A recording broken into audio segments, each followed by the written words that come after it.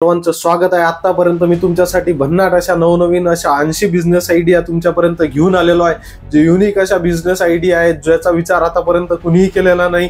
आणि आज आपण विचार करणार आहे की हे जे एवढे मोठे प्रोडक्ट आपण तयार केलेले आहे, वेगवेगळे जे सेटअप आपण उभे केलेले आहे, त्याच्यासाठी सगळ्यात त्याचं जर हार्ट काही असेल ते म्हणजे सेल।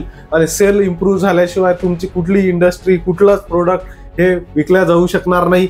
आणि त्याच्यामुळे तुमचं सेल इम्प्रूव्ह करणे सगळ्यात आवश्यक आहे। तुम्ही विचार करा की जगामध्ये किती मोठे सेल्समॅन आहेत, त्यांनी त्यांच्या पूर्ण होल इयर मध्ये फक्त एक प्रोडक्ट जरी विकला एक्स्ट्रा तर जे आहे जीडीपी भारताची कुठल्या कुठे जाऊन पोहोचेल। कारण की एक प्रोडक्ट एक सेल्समॅन हे किती मोठं प्रचंड असा जीडीपीला ग्रोथ या माध्यमातून मिळणार आहे। त्यामुळे आपलं सेल इम्प्रूव्ह करणं आवश्यक आहे। सेल इम्प्रूव्ह करा, रॉकेट सिंग बना आणि आपल्या जीवनाचे तुम्ही शिल्पकार बना। तर आज आपण पाहू की सेल्स कशा पद्धतीने आपण डेव्हलप करू शकतो। सेल्स मध्ये पहिला पॉइंट आहे रिलेशन विथ कस्टमर, म्हणजे आपल्याला रॅपो तयार करायचा आहे कस्टमर सोबत। कशा पद्धतीने आपण करू शकतो, आपल्याला कस्टमरला प्रश्न विचारायचे आहे, वेगवेगळे प्रश्न विचारायचे आहे। सर तुम्ही आई वडिलांवर प्रेम करता, सर तुम्ही तुमचं विजन खूप मोठं आहे, सर तुम्हाला खूप काही आयुष्यात मिळवायचं आहे, सर तुम्हाला जे आहे की बुक चांगला आहे की टीव्ही, तर निश्चितच समोरचा म्हणेल बुक। मग सर जे आहे रिच पीपल जे आहे, रिच लोक जे आहे त्यांच्या घरामध्ये लायब्ररी राहते आणि तुमच्या गरिबांच्या घरामध्ये टीव्ही राहतो, तुम्ही काय प्रेफर कराल? तो म्हणेल बुक। घ्या मग सर, हे 2000 रुपयाचा बुकचा सेट आहे, तुम्ही घेऊ शकता। अशा पद्धतीने आपल्याला वेगवेगळे पहिले सुरुवातीच्या काळामध्ये आपल्याला त्याच्यासोबत रिलेशन बिल्ड करणं आवश्यक आहे। त्याला वेगवेगळे प्रश्न विचारणं आवश्यक आहे। 25 प्रश्न तुम्ही त्याला विचारा, त्याच्याकडून हो बोलून घ्या, तुमचं निश्चितच प्रोडक्ट हे विकलं जाणार आहे। आणि तुम्हाला सेल्समध्ये जर करिअर करायचं असेल तर रिजेक्शन हे तुम्हाला ऍक्सेप्ट करावेच लागणार आहे। कितीतरी रिजेक्शन तुम्हाला येणार आहे। तुम्ही 100 कॉल केले त्याच्यामधले 5 कॉल तुमचे पॉझिटिव्ह होणार आहे। 95% रिजेक्शन तुम्हाला या गोष्टीमध्ये येणार आहे। त्यामुळे आपल्याला हाऊ टू हँडल रिजेक्शन हे सगळ्यात महत्त्वाचा फॅक्टर आहे।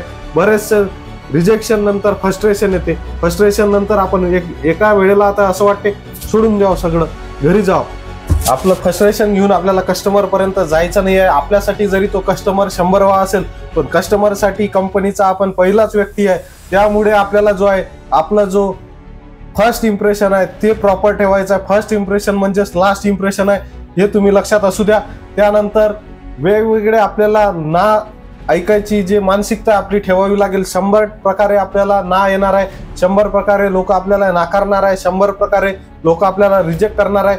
तर ते आपल्यासाठी एक नवीन ऑपॉर्च्युनिटी म्हणून आपल्याला त्याकडे बघायचं आहे की आपल्यासाठी एक नवीन संधी आहे, नवीन लोकांपर्यंत आपण जायचं आहे।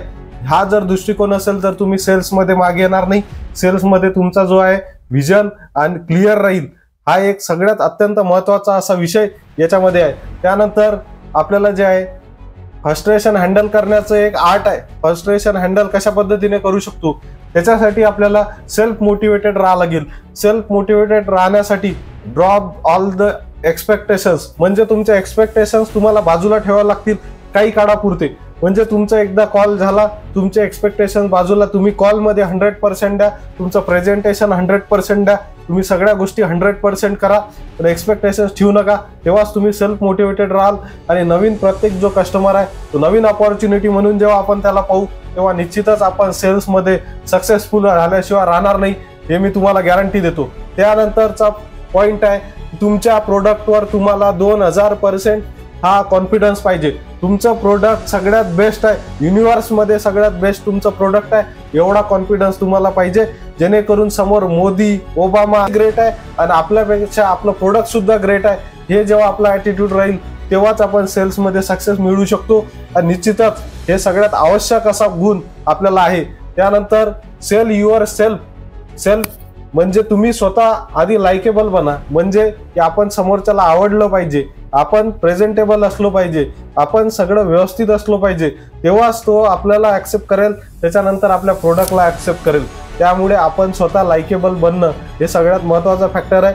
आपण आधी स्वतःला समोरच्याला आपण आवडलो पाहिजे, त्याला आपण पसंत आलो पाहिजे, त्यानंतर तो आपलं प्रोडक्टवर फोकस करणार आहे।